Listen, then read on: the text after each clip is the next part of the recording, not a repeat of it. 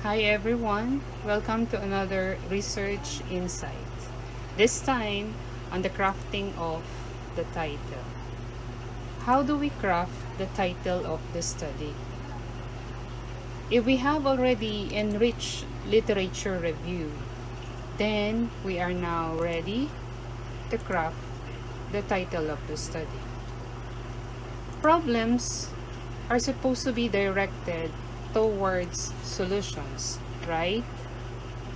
Where the arrow linking the problems to solutions are the strategies representing treatments to solve the problems, and that is arriving at solutions. Let us say a specific problem is on low reading comprehension abilities of learners.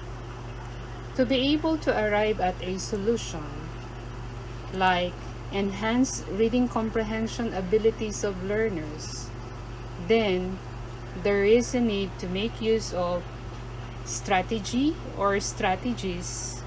Let us say in this example is activating background knowledge. Most of the time, for a quantitative research, the title is crafted this way. The use of activating background knowledge in enhancing the reading abilities of learners is the title. Reading comprehension abilities is the problem. Why did it become a problem? Because the reading comprehension was found to be low. Use of activating background knowledge is the solution, and learners are the participants. Another example is on the basic competencies of learners in research.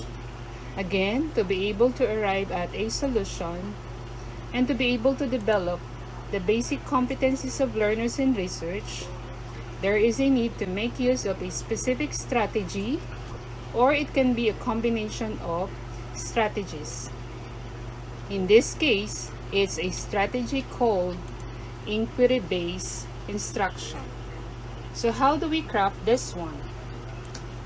Development of the basic competencies of learners in research subject through inquiry-based instruction. Again, why were basic competencies a problem? Because there is a need to develop among learners these basic competencies. Inquiry-based instruction is the solution, since based on readings or enriched literature review, this strategy helps develop basic competencies, and learners are the participants. For qualitative research, title can be crafted this way. As an example is Teacher's Mindset and Action Research. Make the title simple, short, and straight to the point. But remember that significant word or words in the title must be very clear. In this example, the word mindset means attitude or even mental state. The attitude and or mental state of teachers and action research can be gathered through focused discussion or FGD. That's how we craft titles of the study. Hope that you've learned something from this. This is all for now. Thank you for watching, and please subscribe for more research insights. Until next time.